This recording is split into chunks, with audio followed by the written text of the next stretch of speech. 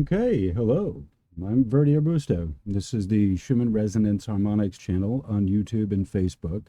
Thank you for being here. This is part two. I spent 2 hours giving a basic description of my lifeboat, what the lifeboat is and what that means. And so I had originally intended to do.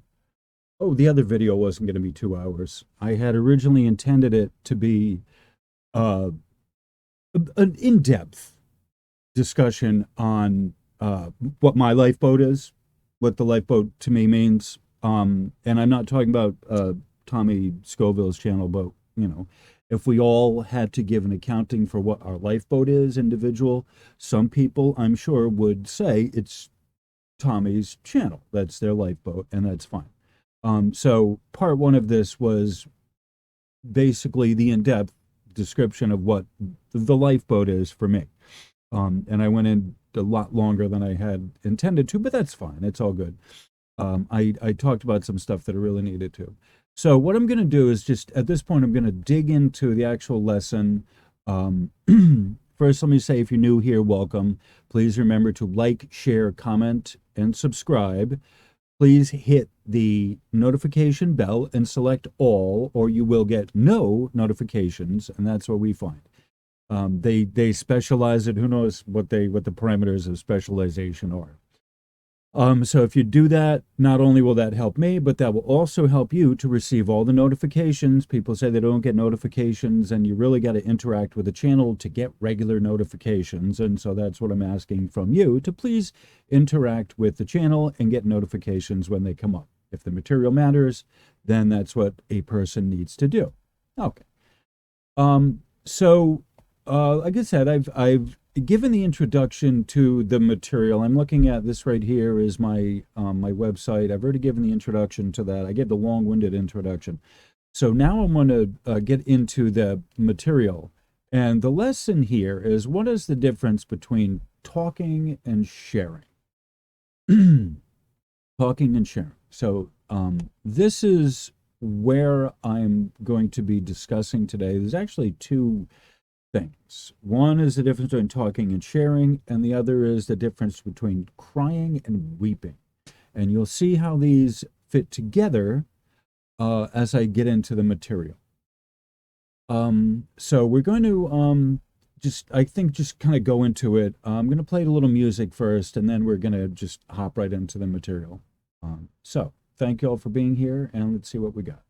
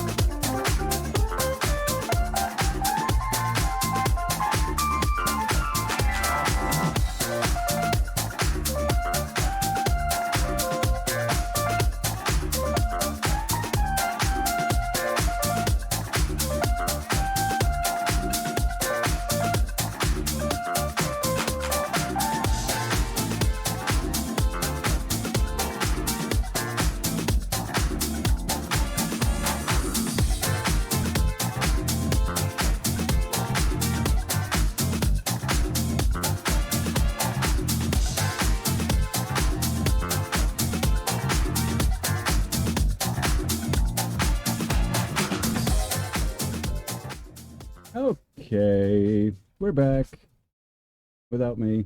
Hold please. Hey, there I am. All right. Hold please. System processing. Okay, talking versus sharing. All right.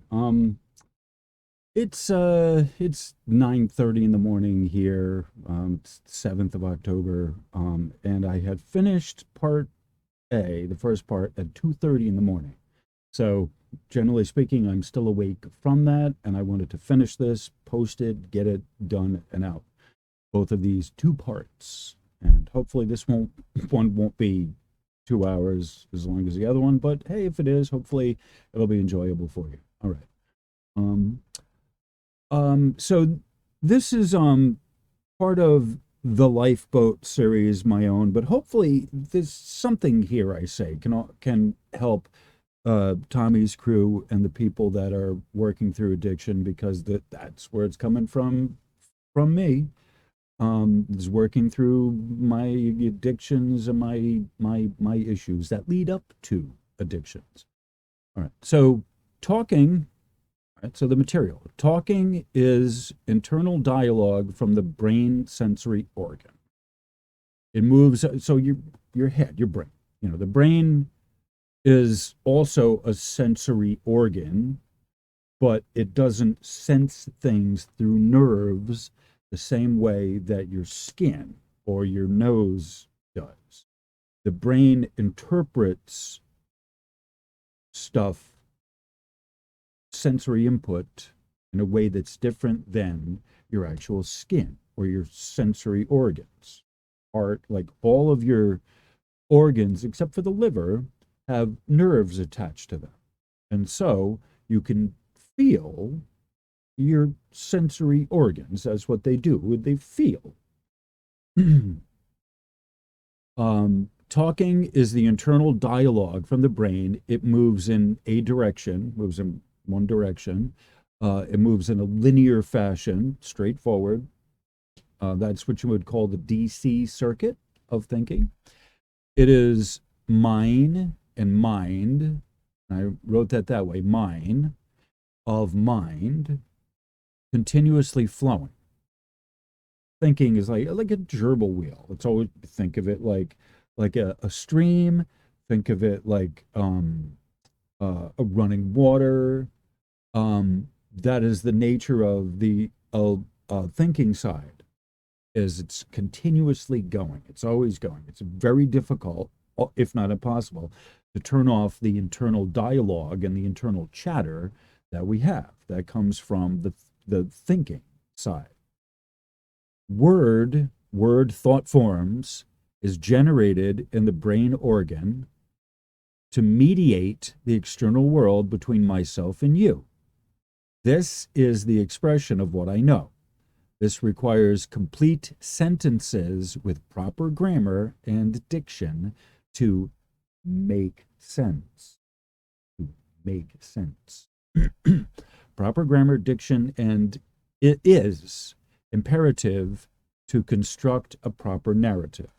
I use the word narrative in the sense of telling a story, but it basically means a continuous stream of events from a beginning to an end, or a beginning to a middle to an end. It may not end, and that's would kind of be the point of it, that it's an ongoing stream of thinking and word forms that are behind talking.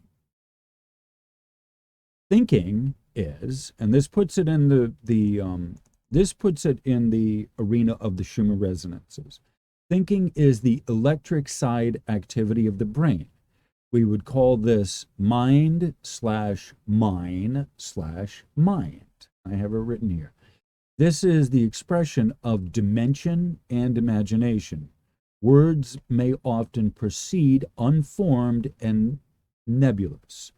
So the words behind thinking can often be unformed, and they have to be brought out in a density into a physical thing in writing, right? Some type of a manifestation of the thought form. The thought form itself, like electricity, it's invisible. It doesn't exist except when it's brought out. And that is why the electric side of the brain activity can continue unabated. It literally exists in its own space in the head, spongy material of the head, and it needs to be externalized in order for it to be realized, in order for it to be real. And logical thought, thinking, true processing thinking of the brain organ requires logic to be externalized in order for it not to go crazy. Your sanity depends on logically voicing and vocalizing things out into the public space. And that could be just between you and another person, but the public space meaning somewhere in between two or more people. What I mumble under my breath that someone has to, can't get, that's not the public space. By public space, I mean it's spoken, it's intended to be brought out into before others, for others' inspection. So that would be generally the public space. So logic, the thinking side of the mental work requires words or some type of active. Hold on, my alarm is going off. Hold please, system processing.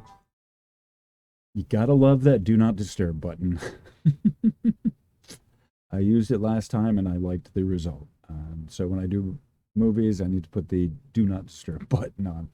I lost my train of thought, but essentially I was saying the electric side activity, the expression of dimension and imagination. I've mentioned this before. This is an ongoing thing. I will be continuing to talk about the difference between dimension and density. People get these mixed up. They get them confused. They have confused the majority of people through no fault of their own, absolutely no fault of their own, have confused density with dimension because it doesn't otherwise matter, hasn't otherwise matter in 3D. It doesn't matter if it's a dimension or a density, whatever. It's just shit planet, shit world. However, we're changing that as we move into 5D, as we move into 5D or 6D or 12D or whatever, some other D that's not 3D, we start getting into these conversations of what a dimension really truly is. And after the third dimension, people just draw a complete and total blank because there is a confusion over what is a dimension and what is a density. And as I have said before, the dimensions are invisible. They do not exist until they are constrained by a density. Density is a function of time, a function of your intention, a function of will of anything living that has a will, frequency, divisions, chords are density, resonances are density, frequency is a density, speed even is a density, measurement is a density, temperature variant is a density. There's a lot of things. The physical world is made up of mostly density and much less dimension. Because, again, people have confused density for a dimension, and there it is. So dimension is, as I've said before, dimension is unformed, the unnamed, the unnameable. It is invisible. It's not otherwise seeable. It doesn't otherwise exist. You have to have imagination applied to the dimension to get some density that you can see a dimension. Time itself doesn't exist outside of a clock or the sun going down, the natural cycle, if you want to accept that as being time. The sun coming up and going down, as we say it, is a fair use of a natural event to designate days, right? It's a natural thing. You go to sleep at night, we rejuvenate and this type stuff. But a day and night doesn't necessarily have to be a time function, especially not when you're up way up north or way down south, where you have, 24 hours of day for weeks and weeks. And so a daytime, nighttime, depending on where you are, does not have the same value as a time function, a linear time. When it's all daylight or all nighttime, there is no linear time. You look at the clock, but it's still the same. The sun hasn't really moved. So it's all relevant. So time needs to have a calendar, something you can, your wristwatch, a calendar, something. Otherwise, if you're underground, you start losing track of time, and it gets to be a little bit, starts checking against your sanity if you are accustomed to going by linear time. And so generally speaking, getting back to the thinking side of this, dimensions are invisible, but they're constrained by a density. So a density would be a linear fashion. A movement, a direction is a density. So the thinking, being the electric side, is prone to, and it's electrochemical. You have to remember that. It's chemicals that, with some energy behind it, cause a spark. And that's what creates your thinking. That's what creates thoughts.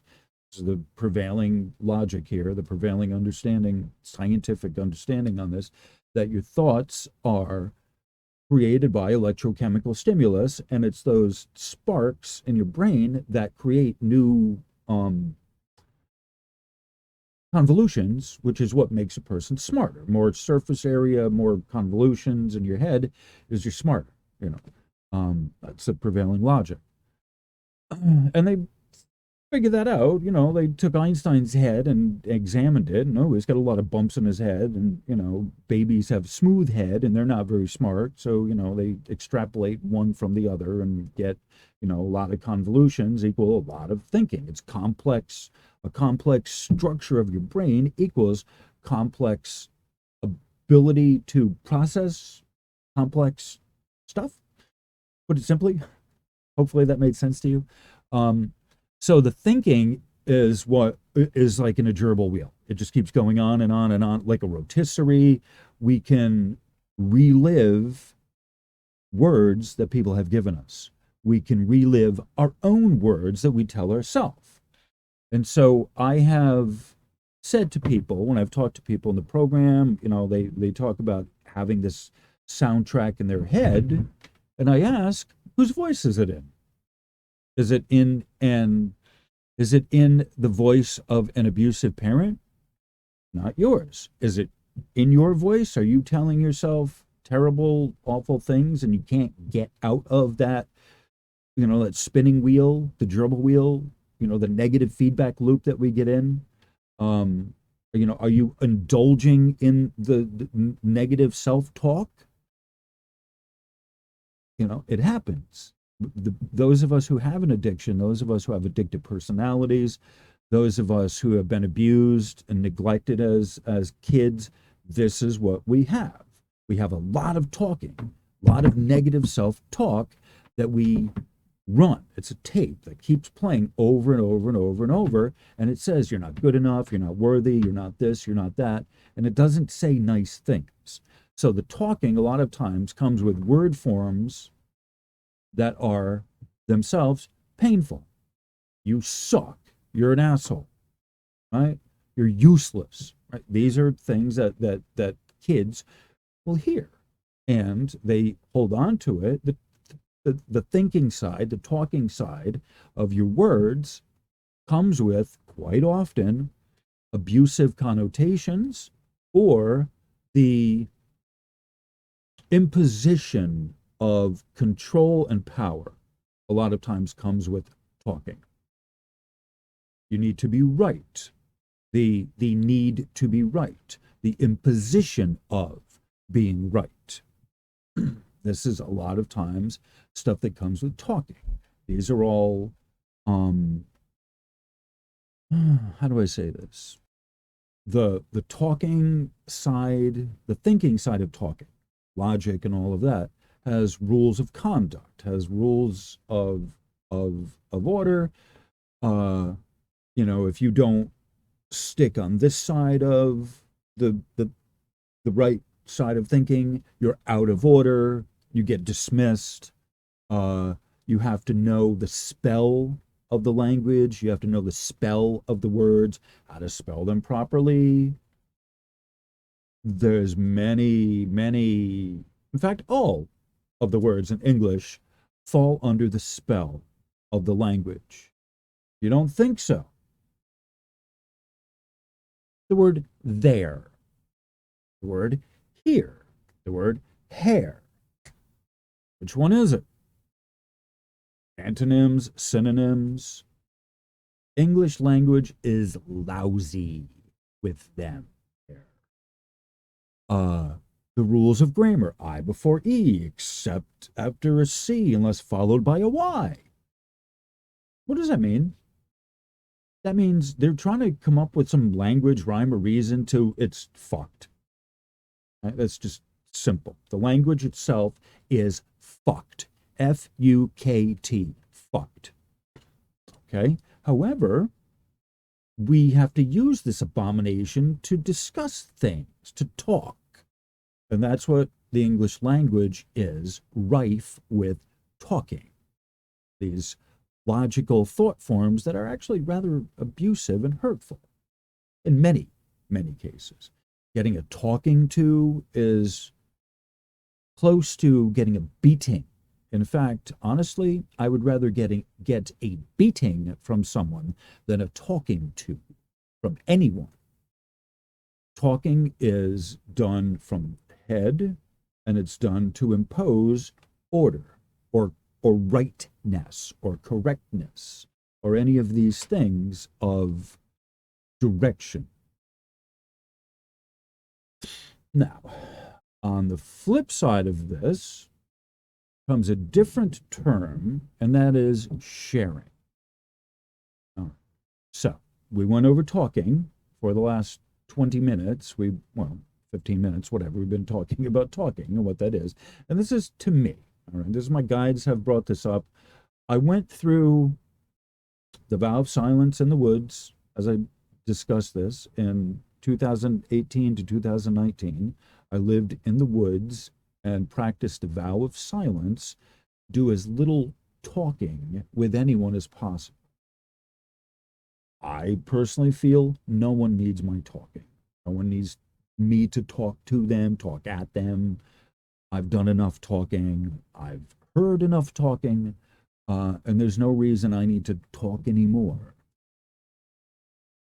What I am looking to do is share. I'm looking to do a lot more sharing through the mouth portal. Sharing through the mouth portal. And the difference is sharing is speaking from the heart. Sharing is speaking from the heart, and that may involve pausing the words. Sharing what I say may involve me shutting up and letting you talk. Sharing can be done quickly, can be done short. Sharing is speaking from the heart. This is the AC circuit of a wave, the back and forth. Feeling words, I wrote world, feeling words tend to be short. Sentences start with the phrase, I feel, personal statement. Sharing is coming from me. It's coming from my heart. For some reason to you, because maybe I need to share with you to save my life. Maybe, perhaps, I'm in such a state of emotional wreck that I need to share your time, share your energy, share your resources, share your lemon cake and coffee with me, perhaps, and we can chat. But it is my personal, it's my opinion and my personal experience that we can't, I can't grow and develop without sharing. I personally feel I can grow strong and I can evolve without talking. Let me break from the text here, give a little personal experience of mine. When I got released from lockup and I was going to the AIC, which is the Alternative Incarceration Center, the daytime daycare for adults, problematic adults. That's the AIC. Adult daycare for problematic adults is the AIC. So one of the things that we had to do there's a lot of different classes and groups. There was community service. Maybe someday I'll talk about the AIC. They put me there 8 hours. Until you get a job, you're going to be going to the AIC. That's what you get for messing up on probation. So they send you the AIC. I was there. One of the things that we had to do every day, every class, no matter what class you took in the AIC, they make you do a check-in. I love the check-in. I miss it. At the time, it was like, oh, this is bullshit. But now I kind of miss it, and I can't do check-ins with anyone. So the form of the check-in is, and they had this up on the wall, go through every single group. You only need to go through a few groups to really get the protocol. But the check-in is very simple. Situation, thoughts, feelings. Okay? Right? It would be something simple like, oh, my dog ran away. I opened up the situation. For example, I went to get the mail. I opened up the door. The dog ran out, and then I had to chase the dog. Situation. Thoughts. My thoughts would be that fucking dog. My thoughts, I'm going to kill the dog when I get it. My thoughts, I'm going to wring the dog's neck. My thoughts, I hope the dog doesn't get hit. My thoughts, this is a pain in the ass. My thoughts, I'm late already. My thoughts are, there's a lot going on here. These are my thoughts. Complete sentence. Form a complete sentence. Your feelings, I feel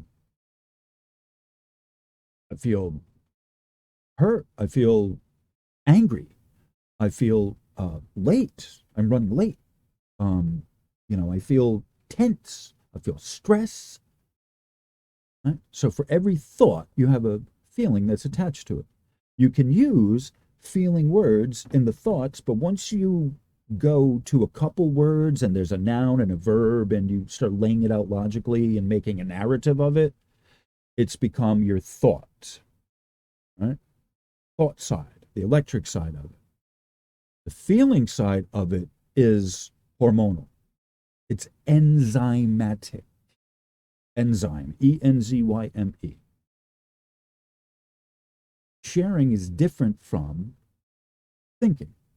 Thinking side needs a complete sentence, needs grammar, needs it all to be laid out. I got to lay this out perfectly for you because I'm not sharing any of the space with you. I don't share the lexicon. So everything has to be made on the spot. Everything has to be created right there on the spot. And big thinkers will lay out all kinds of shit for you so you can get in their head. Otherwise, they're going to go crazy. Thinkers need to share in words. Thinkers talk. Otherwise, they drive themselves crazy with undisciplined thinking, with unrestrained, unconstrained thinking. Density constraints. So the people who can't nail anything down in their head and they answer your question with a question, or they're just all over the place, they haven't listened, they haven't took in what you said, they're not listening and absorbing new information from what you said, those are thinkers. They need the words to form a thing. They need their vocabulary to form a thing, and they're trying to get you to change your vocabulary to fit their mind space, the mind, like a mine shaft. That's what that is. That's exactly what that is. It's not a coincidence in any way, shape, or form that mind and mine like, you mine, or a mine that blows up. Like, all these words are, they're not, it's not coincidence in any way that there's this tangle of words that are like that, like something that blows up, like a thinking that blows up, or it's lost on a shaft and you're lost, you can't get back. These are all products of mind. Mind.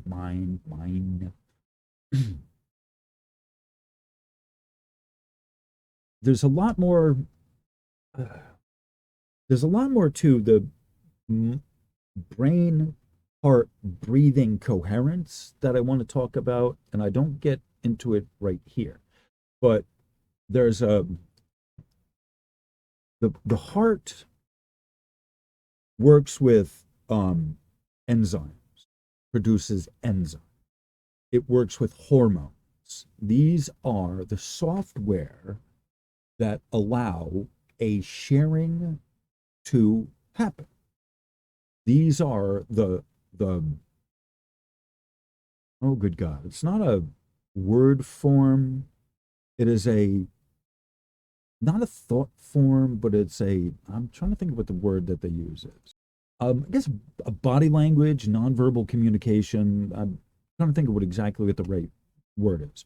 But your body communicates to itself through enzymes and through hormones. And you have a number of different hormones, not just the sexual derivative hormones of testosterone and estrogen, but you have a number of other hormones that regulate other functions as well, and that regulate how the heart communicates with the brain. The heart organ communicates with the brain organ. There's the thinking part that the brain does. Again, you have two hemispheres. So there's one hemisphere that is given over to thinking and control and being disconnected from feelings, disconnected from actual nerves, right? The nerves end in the brain, but the brain itself does not have any nerves. It communicates through either the electric side, or it communicates through hormones, enzymes, and blood pressure. Right? If you ever got a headache, that's the blood in your head is pounding. There's a lot of blood activity in your head. That's one of the reasons you can get a headache. There's other things, but one of the main reasons is your blood vessels have filled up. The capillaries and vessels have filled up, and it's now throbbing, and you can feel it, literally feel it. So that's one of the ways that your body communicates with your brain, is through those, the hormone, enzyme, blood, the blood itself, and the blood pressure. You yourself aren't thinking about, how much oxygen is in your blood. You don't regulate that. But come fight or flight time, that gets turned on and off, in lieu of adrenaline. Right? So it's important to know these are all ways that your body communicates with itself, and the brain gets dragged along because the brain has no nerves in it. It wants to be in charge. The logical thinking side needs to be in charge. In order for it to be sane, it needs to be in charge. And depending on how the thinking side processes the hormones, processes the enzymes, that determines the action based on that, of whether I pull my energy in, I start regulating my breath, is by feeling the sensory perceptions that come with, again, the hormones, the blood pressure, like all of these things. And it would be great if the head, the thinking, would do its part, sit in the back seat and go along for the ride, and not want to take charge all of the time. The logical head doesn't need to take charge all of the time, and that's why sharing becomes really important. Sharing from the heart, how I feel about this. And I may not know how I feel about something, There may not be words I can use. And it's important to understand just because I can't voice it logically with some word doesn't mean it's not valid, doesn't mean it doesn't exist. And I have done that to people. I've kind of messed with them, getting in one of these stupid arguments with someone that pissed me off. And I said, "What is it? What are you feeling? What do you tell me? If you can't tell me, it doesn't exist." Said that to people, and that's not a nice thing to say to someone. But it's also a true thing to say to someone that if you can't vocalize it, it's just in your imagination. And until it can get shared with someone, it remains a thought in the head and keeps spinning and spinning and spinning and spinning and spinning. So that's why it's really important to get the feeling words out of the head. If it's a mathematical processing, that's different. If it's science with no feelings at all in any way, that's different. However, if you're processing an experience you've had with someone and you need to get it out of you because it's really making you crazy, that's crazy. Like, yeah, that's what that is. The wheel is spinning around and around and around. That the sign language, it's I don't know if it's actually ASL, official sign language, or if it's just one of those gestures that people do, like crazy. Well, that's what that is. The gerbil wheel is going around and around and around, and the thinking is not able to restrain itself because there is no constraining density of I feel this. The other half of the brain is not kicked in with the hormone that moves emotions. And that's something else that I probably should put in here as well, the difference between a feeling and an emotion. The difference between a feeling and an emotion, the feeling is a body felt something. It's here, it's somewhere in me. It's something that resides, and I can tell you where. Maybe it's just in the pit of my stomach. All right, it doesn't have to be like pinpointed, like I get shot by something like that. It could just be I feel a tightness in my chest. Okay, I feel it my solar plexus burning here. I feel it in my throat. Like not specific to the muscle, but a general area. Like my throat got kind of closed up and I couldn't talk. So these are all like feeling words are short. This is what I feel. Emotion, emotion, moving, motion is what I give out. So a feeling, this is what my guides have explained to me. This is the difference between the two. It's a circuit. It's a circuit. You got to remember this. The energy, you got to keep it moving and flowing. Otherwise, it dams up. It becomes septic if it's not allowed to flow and to move. So I can have happy feelings, and that's fine. I don't need to share those necessarily, but I do want to share the happy feelings because I want other people to be happy with me. Okay, and I do. All right. But that, you can hold on to a happy feeling and that's fine. Eventually you'll let it out. But what's more important is clearing out the lower densities. And that's why the difference between the feeling and the emotion come in, is that the emotion is in motion, going from me to you because you have decided to share with me. You're going to share with me. You're going to talk. You're going to share the pain. You're going to share the burden. You're going to share my happiness. You're going to try and help me work through whatever, even if you can't hold on to my hurt or my pain because it's mine.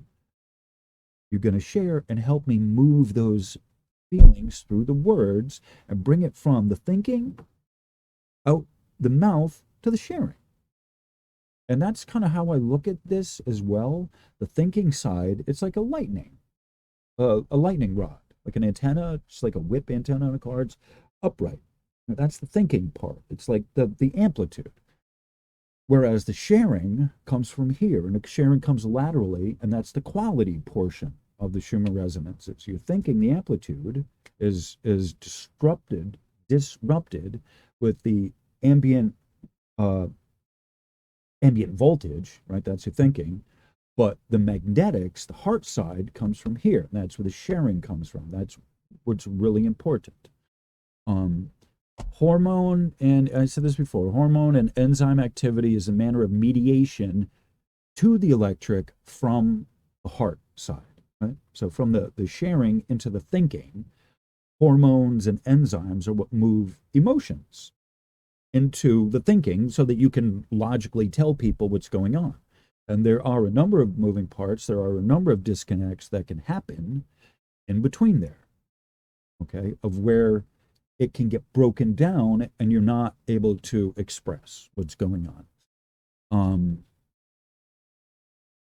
Dancing itself, a form of sharing. Movement therapy, yoga is a therapeutic dance, dance therapy. Going out on a Saturday night, dancing to an awful DJ, who cares? No one's watching you, move, shake your ass. Being meditative on the bicycle. When I'm on my bike, I'm mindful of cycling and everything around me. It's a form of moving meditation by doing this. Frequently with sharing, there's an emotional release accompanied by weeping or crying. Sharing is the magnetic side. I just talked about this, the quality. Sharing is the magnetic side activity of the brain. This is the cohesive wave, and this is the expression of density. All right, so I'm going to be play some music, and then I'm going to go into the difference between crying and weeping. That was sort of where I had wanted to, I want to go and talk about this a little bit more. And that was basically, this was crying and weeping was essentially why I had brought up this, so that, you can see different shape molecules come from conscious effort. I don't even want to kind of say this too much because it's, I'm going to talk about this later, but consciousness applied to water will give you beautiful shaped crystals. And that's the kind of nuts and bolts, the long and short of it. All right. So there's music playing in the background. What do we got? The music on. All right. So I'm going to pause me. I'm going to play some music. Sit down, get busy with the 8-track.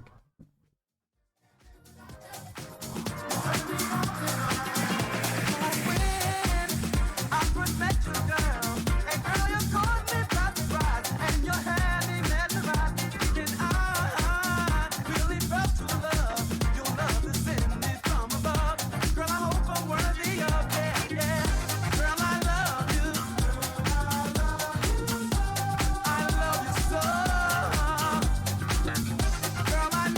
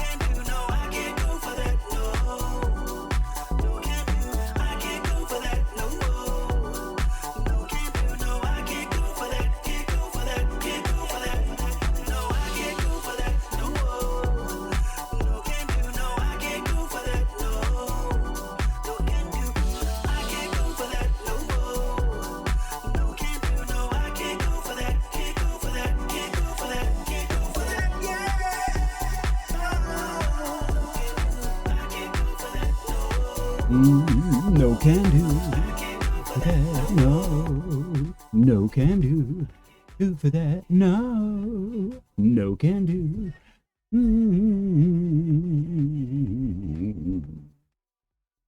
Ooh, I can't go, I can't go, I can't go, I can't go. Oh, I love that mix. Thank you, Aaron. I love you and your mixes.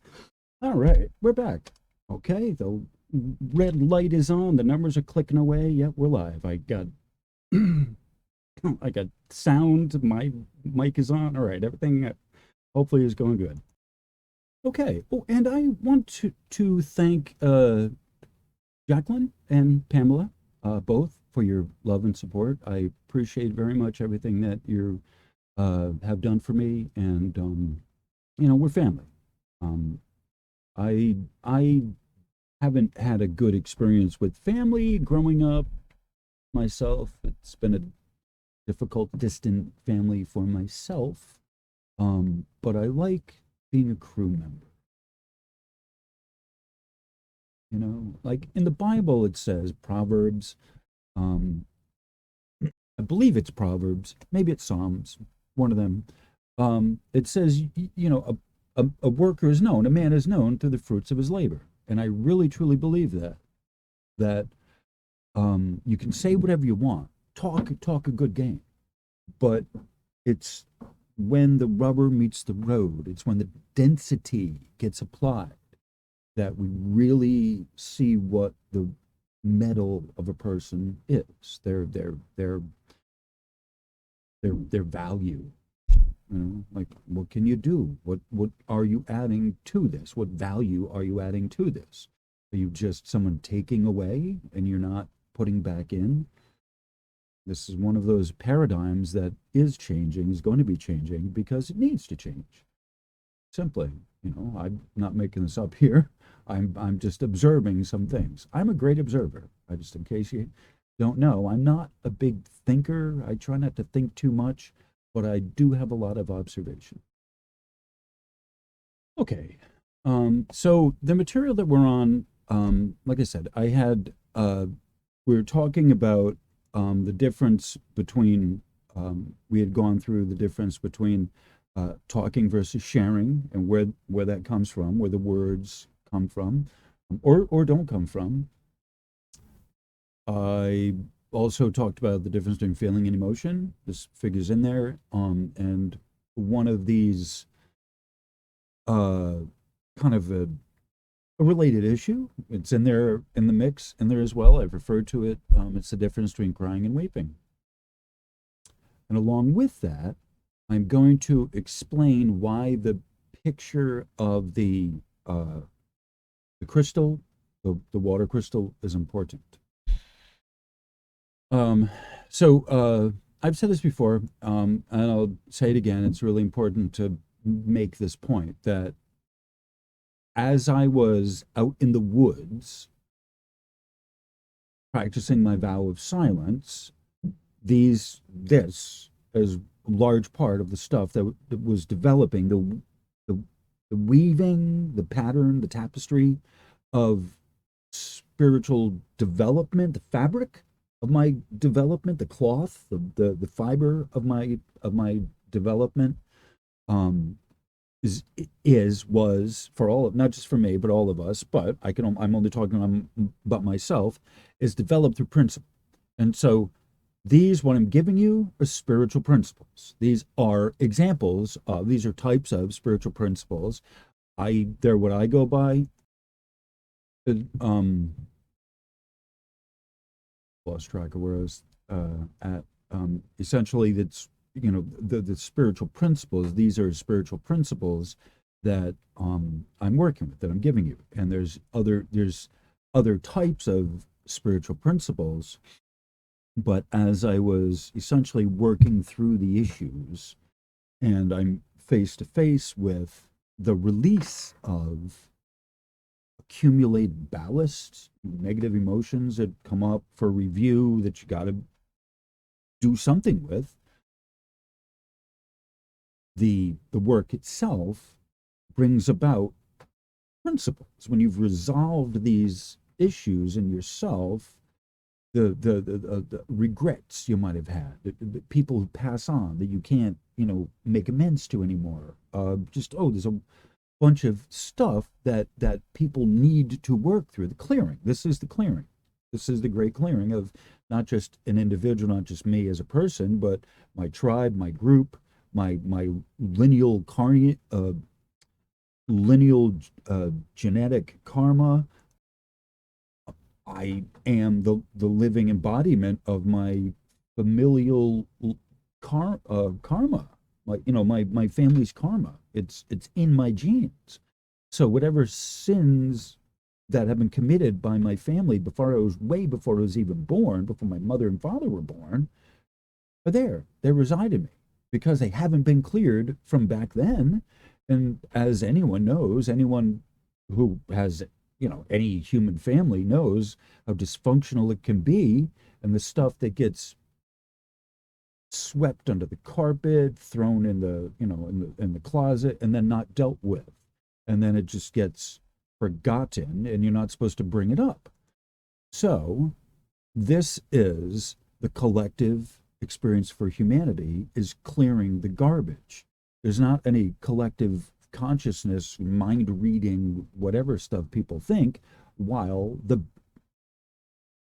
societal ballast, societal garbage that people have holding in their DNA, until that's released, no one's going anywhere. I assure you. Like, that's what this is. It's the clearing time.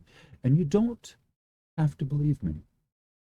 You can, of your own free will, do what you want to do. When you say it's all good, literally, it is all good. You have, all free will decisions are exactly the same. However, where are you looking to wind up as a result of your decision? And a lack of motion, a lack of movement, a lack of acting is a decision. Expecting someone else to do the work for you is a decision you've made, and not in a good, positive, proper direction. That is a decision you've made moving in the opposite direction of how you should be for spiritual growth, but it's free will.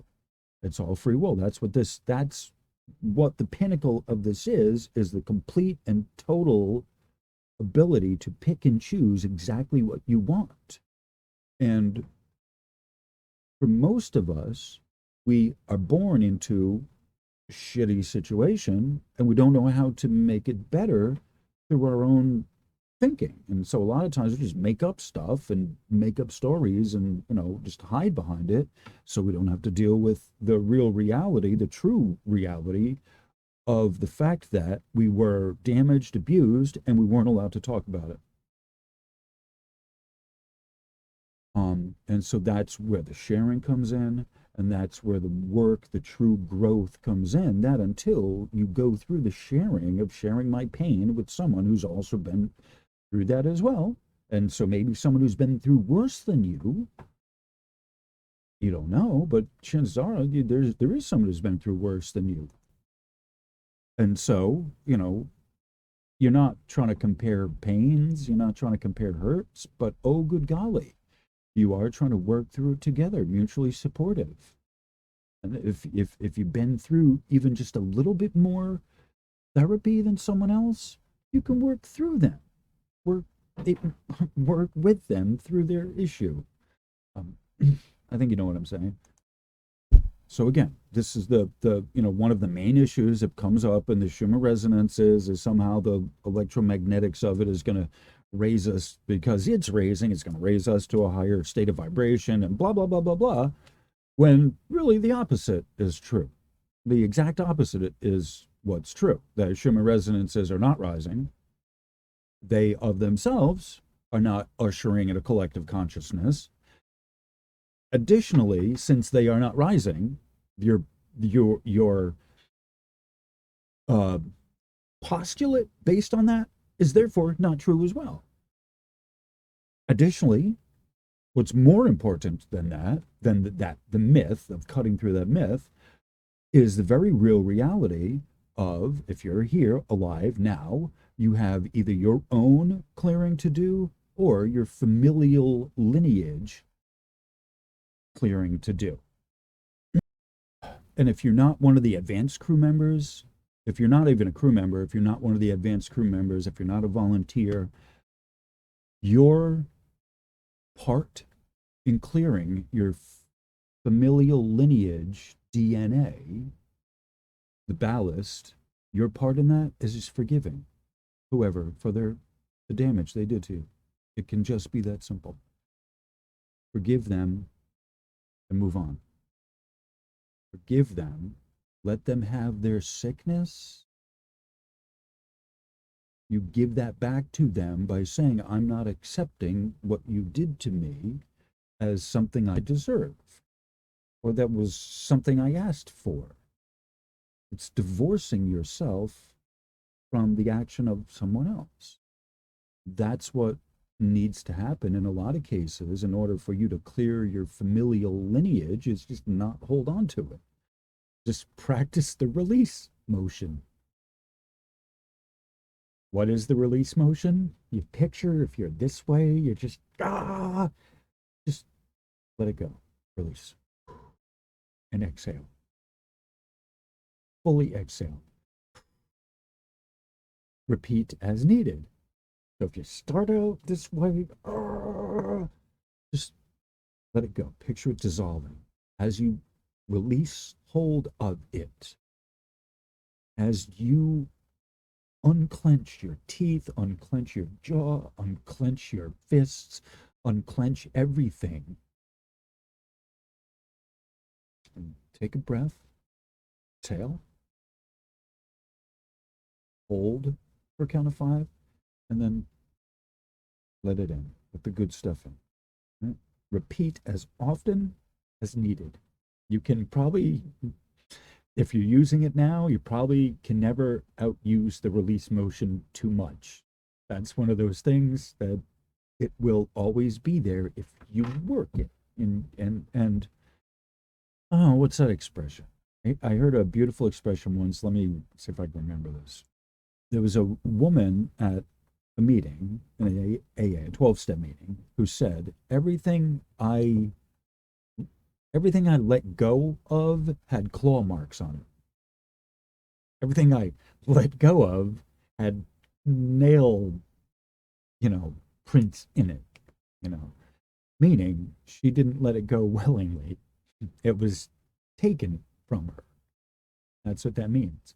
So you can, in order to save your sanity, save yourself, save your life, you can either practice the release motion and picture it dissolving with that, or you can let the universe take it from you without you being willing.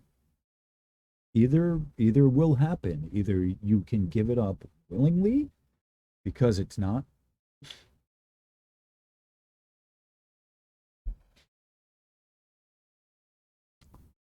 At least one of you needed to hear that.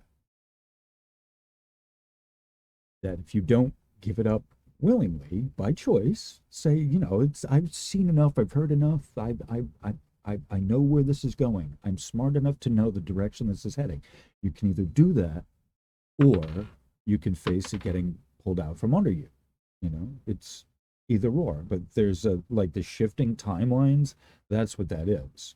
Is people haven't made good decisions and have shifted to a good. No. People have made crappy, shitty decisions, and life has happened to them. And they've gotten what they got because they didn't make the right decision. When the voice was telling them to move from their house, to move, to leave, and that little tiny window of opportunity was there and they didn't grab it, life happens. Like there's a lot of stuff around us. There's a lot of life that's happening with the planet kind of bumping back into gear. So the long and short of it is either you can act upon or be acted upon. But there's not many more options than that. Failure to act is a decision you've made. Maybe it's certainly not the best decision, but it's a decision, and what'll happen will happen with or without you. It's better to help direct where the change is going to go and to go into it knowingly willingly that it is going to happen with or without you, instead of closing your eyes off to, oh no, it's, I can't let it go because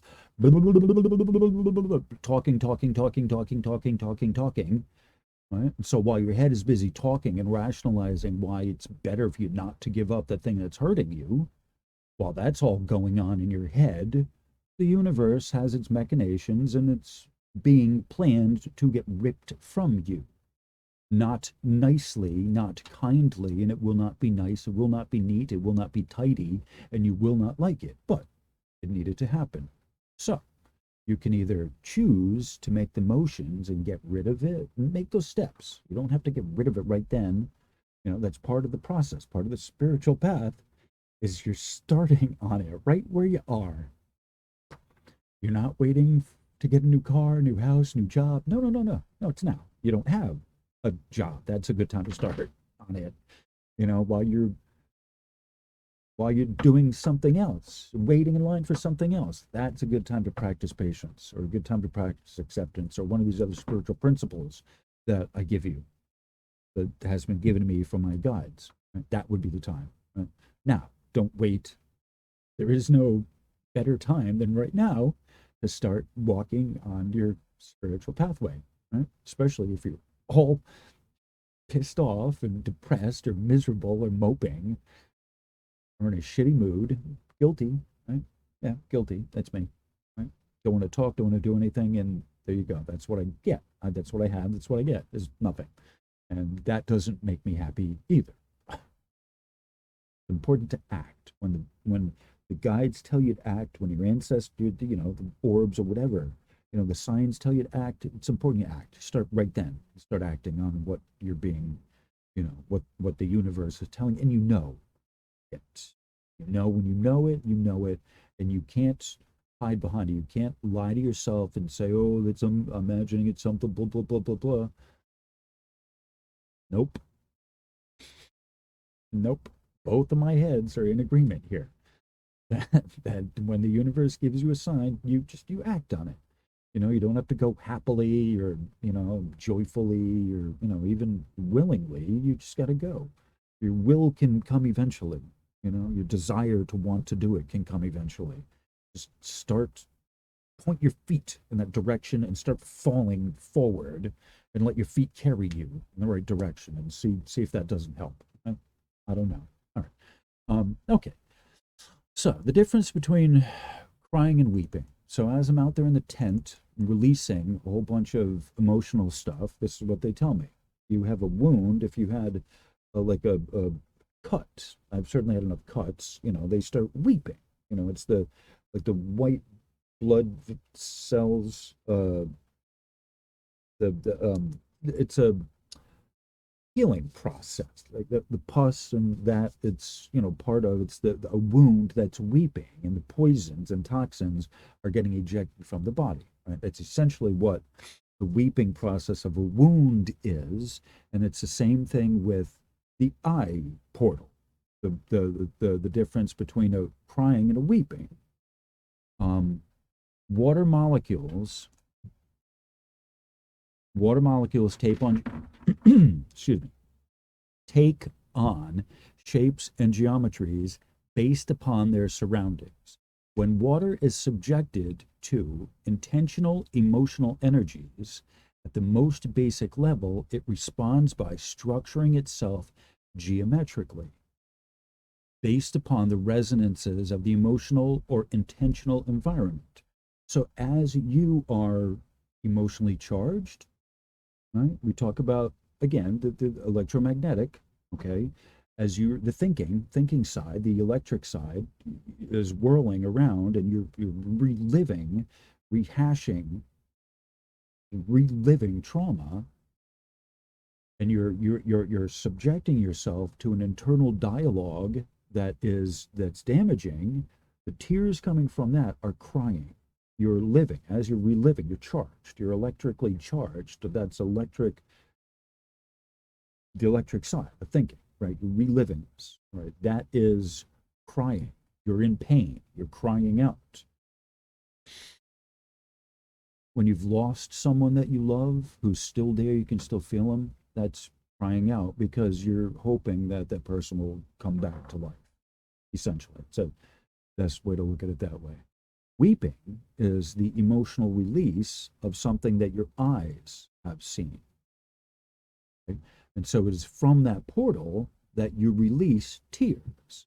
So whether it's crying or weeping, both in both cases, it's a release of something, a trauma. But one is happening, you're charged at that time, positive charge, that's crying. Whereas with the weeping, you're releasing and it's it's a negative charge. You're grounding. You're by releasing all of that, you're grounding everything and turning it into a different, the flip side of that, the different, the energy is moving the other way. You're grounding it, so it's a negative charge to it. So that's essentially, technically, the difference between crying and weeping. Dr. Emoto is well known in this area and has multiple studies of the susceptibility of water to its immediate environment. There are two main states of emotional release which produce water from the tear ducts of the eyes. One is crying, the other is weeping. Both are done at times of emotional stress. At the base of these emotional states are two separate but yet interrelated traumas. So, like I was saying, if you're reliving the things in the now and you're charged up over it, that's crying, right? It's in the, it's in the positive charge. Okay. Whereas if you're weeping and you're releasing, that's a negative charge. It's the inverse. Crying in the proper sense is what happens during a physical event, trauma. When I cry out in pain, it often has, when I cry in pain, it has tears of pain associated with it. Reliving the pain, the present, and reliving the pain in the present brings on crying. Weeping is an emotional release. This is what happens at times of emotional clearing and cleansing. This could happen years. It could happen days, weeks, months, years, decades. If you start going into therapy and treatment, and maybe you go to some ACA meetings or, Al-Anon meetings or Alateen meetings or therapy or whatever, and you start releasing some of this stuff, it can be years. You could be 40, if it was something that happened to you at 8, you got beaten with a coat hanger by your drunken father, and you're in therapy at 48, and you finally release that. That's for decades. You've held on to this stuff, right? But it's not until you can release that it goes away. It really truly goes away. And the differences lay not just in the geometry of the molecules themselves, but in the polarity of the charged particles as well. All right. And I had also put something else. States of boredom or laughter, you get, bored to tears, or, you're laughing so hard you cry. Those are differently charged molecules as well. Different state of emotion. It's a much, if you are having a belly laugh, and I don't get many of these, but I had one not that long ago, and literally I was laughing until tears came out. It's an emotional release, generally from something you've seen, but it could be from something you've heard as well. This, I was watching a video, but there wasn't something immediately that I saw, but it was something I heard. All right, so it's, it's the tears are not just themselves. They don't just come by themselves. Usually, there's, I think, one instance of an emotional state where they come kind of, but usually it's with some pretty heavy emotions. So there's also a video that comes with this, and I think I'm going to play some music now, and then I am going to, I think maybe I'm going to hunt down the video.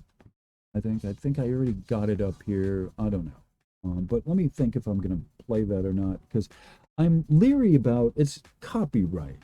And so I'm not sure if I want to play the video, because it can get a copyright strike. So I'm not sure if I'm going to play the whole video, or if maybe I'm just going to go to the website. Anyway, so here's some music. Hope you enjoy. Here's some music. Hope you enjoy.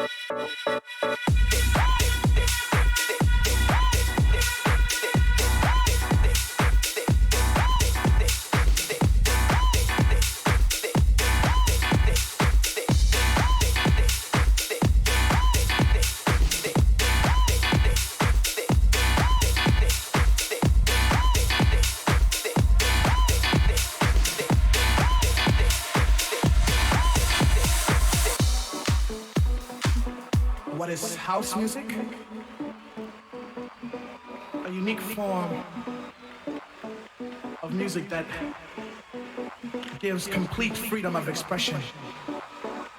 It's not with a continual form of just something that you do continually, but it's just something that, it's real simple, and it just deals with anybody can understand it.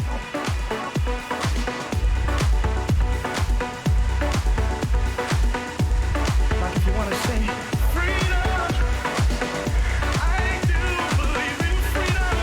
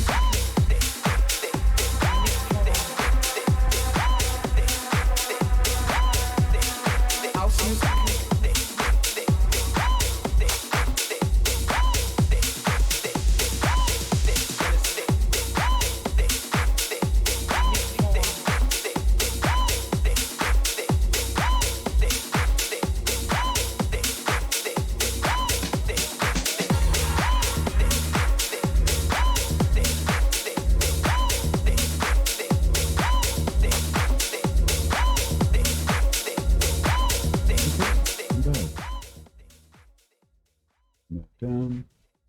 All right. So essentially, you got the gist of this. All right. Let me get this out. All right. So you got the gist of that. Actually, hold on. Let me. Never mind.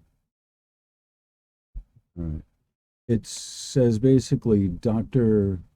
Hold on. Masaru Emoto Hado Water Crystals full documentary. Okay. Yeah, you can see it. There we go. It's Michael Sunshine. He's got 5.26K subscribers. This also was a good one too, quantum biology. I watched some really good, interesting stuff. I'll just let you know that.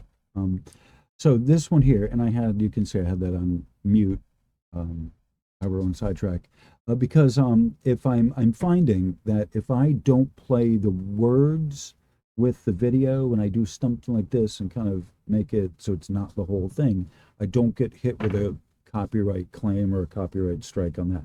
The music, the algorithm recognizes the music, but when I put a different audio track with the movie, it doesn't come up as it doesn't recognize it, not the movie, essentially, and that's why I have the closed caption on.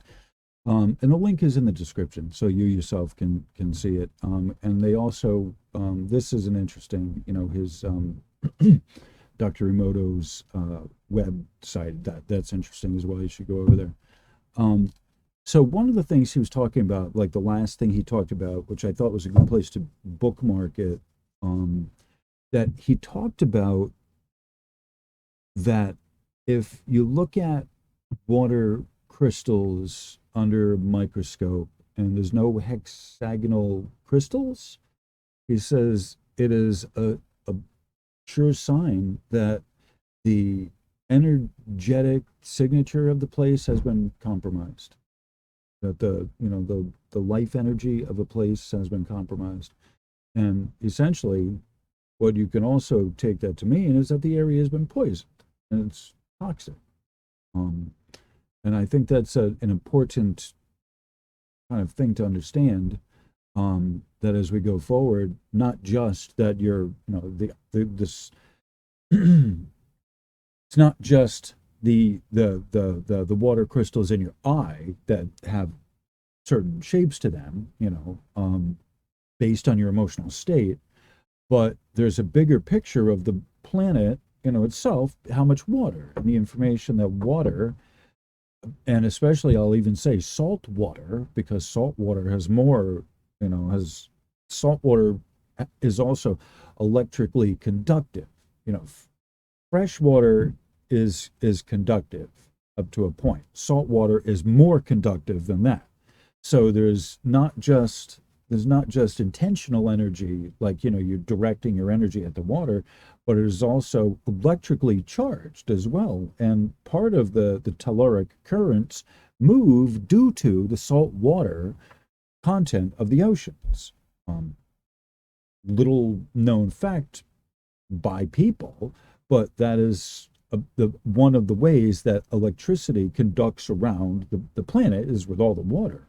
And it's, again, these are part of that process is part of the telluric currents. For those of you who are into numbers, synchronicities, and any of that, like I know a number of people that are into that, I couldn't help but notice the time on this is 34:56, 3456. Tells me a lot right there.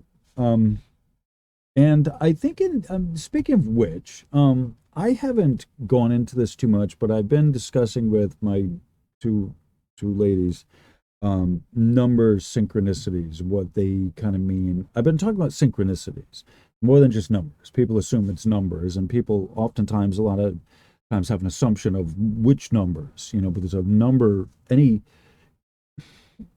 numbers are not necessarily important for everyone across the board.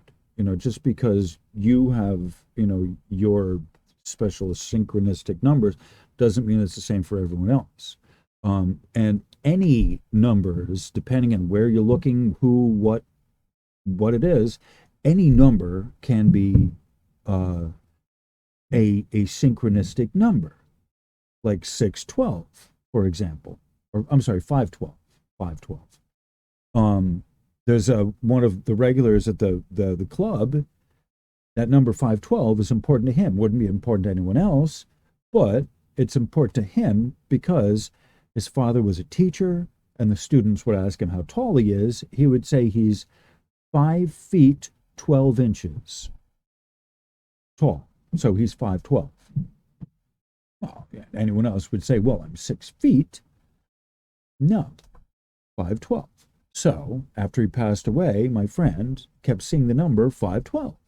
And I'm thinking in my head, when it's on the 5'12", what is that? Like, I don't recognize it as being anything important. That's when he tells me, oh, his father always said 5'12". All right, there you go. That's it. Yeah. All right. So he sees that all over the place now.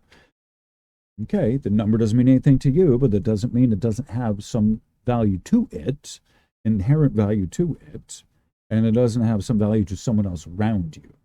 So I'll just say that as a disclaimer or a non-claimer. Because we can see numbers, synchronicities, and all that no matter where we look, but sometimes it can be shocking. You look at like the time and the amount of battery I have, 56. It was like 56% battery left at 13:56 time, 1:56.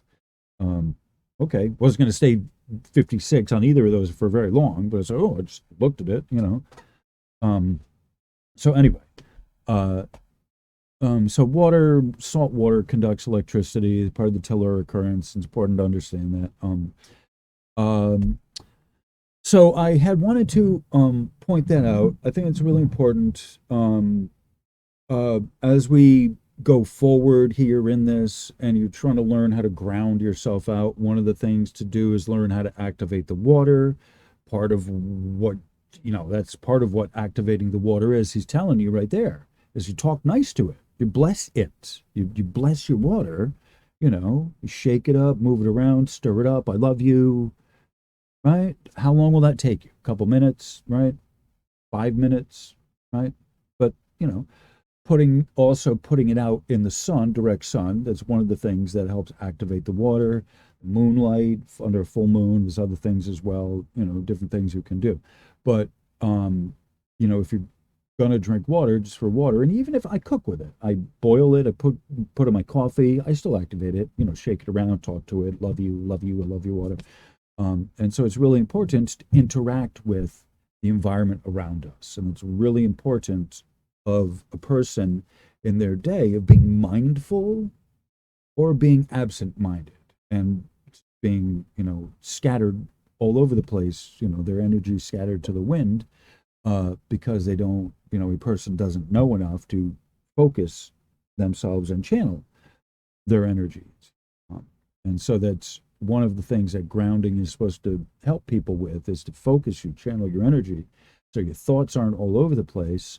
And I have to say this, I have a fairly tough line that I keep about, keeping on track, because I don't want to get sidetracked off and get lost out somewhere and I can't come back. I don't know, how did I get off here, So even though I do that and I kind of joke about it, I do know that I don't go as far off track as could, and as far off track as some people do. And some people go way off track, and then oh good God, their thoughts are not channeled. They're not able to. Their thoughts is in talking. Words that just keep tumbling all over themselves.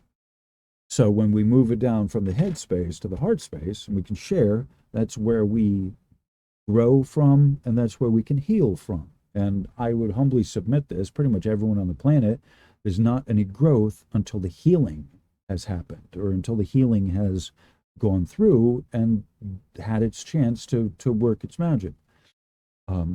Otherwise, you live with ballast, you live with crap, you live with crud, and it prevents a clear channel from happening. Instead of it being a direct connection from the top of your head, it's going in, it's not directed up to source. Here, you take this. I'm not dealing with this. You take it and you send it up elsewhere, out into the dimension, the imaginary space of God, out in the, the invisible imaginary space of God. You give it to God, send it out that way, electrically speaking. Or if you're not able to do that, or in addition to that, you may likely have to do the sharing space, the horizontal that comes from talking from the heart and using the language of the heart, the language of letting go, the language of love, of care, of empathy, sympathy, of compassion, love, understanding, a degree of tolerance, a degree of acceptance. These are all action words that need to be practiced. And until you have a person has a motivation to be patient and accepting, you don't have a motivation to practice them. You don't have a motivation to consider them. Therefore, you will not practice them. It's not on the radar. I don't care. Woe is me. Everyone's against me. I'm a victim. People hate me. Blah blah blah blah blah. Whatever the rotisserie, whatever the head you're telling yourself that keeps you from participating in the heart space. That is the ballast. That's the emotional ballast, the emotional baggage that needs to get cleared before, once again, before there's a true growth and ascension, as people think. There's a whole bunch of clearing that's got to happen in order for those channels to be clear. And the head is not occupied by itself, again, driving itself crazy, stripping the gears, getting in a rut, like someone stuck in the snow and they don't know how to kind of navigate, and they just, or in the mud, they just keep digging and making a mess, right? I'll keep blasting my way through it. That's the thinking space that often precludes the heartfelt healing of the sharing, the heart space, the sharing space. All right, so I think that I'm pretty sure that covers all the bases. That summarizes everything very well. This is the basic, and some of this is not so basic. I think some of this may be advanced as well. I don't know. Anyway, all right, so 4949. Usually I close this out with music, and I think I'm just going to play a couple minutes of music just so I can kind of close everything down. I'm almost at 4 hours worth off of one post, one topic, said a 3-minute read. Yeah, okay. So 3 minutes worth of reading turned into 4 hours worth of video. And so I'm almost, I'm not going to make this longer than 2 hours. I'm going to play these 2 premieres back to back, but with like half an hour break in between them. So it's going to be like almost a marathon. So I'm maybe not tonight, but soon, probably the next soon. All right, I'm gonna skip ahead. Here we got. Oh, and leave comments. How do you like the music? Thank you, Bradley. There are some people that love the music and always comment, and thank you, Bradley. But outside of that, give me a comment so I can show Aaron how much people love him and all of that.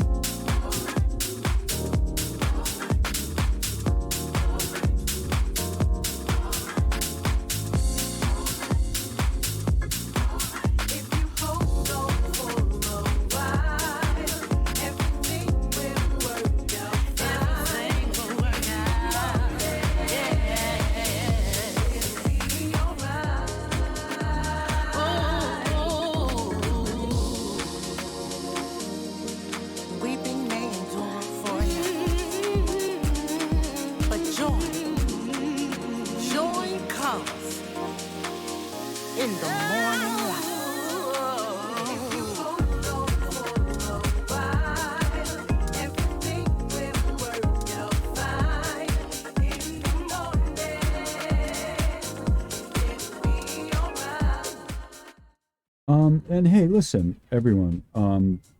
I appreciate all the support, the love that I've gotten up to this point. Thank you for all the comments. Thank you for everything. But I'm asking your support, please. I'm looking to get a mobile home. I need to get out of here and dedicate my time to specifically doing Schumann resonances and all of that. You know, if you want to see me do updates every day, I need your support. I have the Patreon. I have there's a GoFundMe. I have PayPal, Venmo. You know, so I need to. I'm trying to get out of this environment. And so every bit that you can do to help me. And hey, if you know someone with a motorhome that they're looking to get rid of, let's talk. Okay, and I need something with a motor in it. All right, not a trailer, not a pull behind, but definitely something with a motor. So you know, the universe provides. I don't have if I don't ask, and so that's part of what this is, that I have to ask. You know, every video, you know, put something in the donation bin. It keeps me, you know, coming back. Otherwise, I can't. I just, if I have to live with the job I'm doing for the woman I'm working with, I just would rather just be done with everything. So, if you want to see me around and you don't want me just to pray to be done with this, please put the buck in the bin and help me out. Show me that you love me, you support me, that what I'm doing is important to you. And that's what this is. You're showing me that this is important to you. And it means that I don't have to close the gates on this and not play any errand mixes or any of that. I have a lot of fun doing these. It's great. But I only have so much. I'm an old man. I only have so much energy, and I would rather be doing this than anything else. Honestly, right? Just from my heart. And I've done enough of these that with me here, me pointing me, my face here, talking, not hiding, and coming straight out and telling you all of this.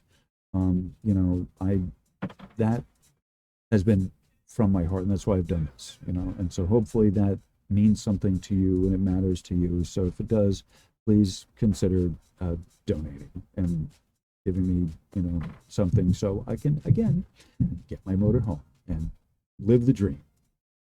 So on that cheery note, much love. Thank you. Namaste.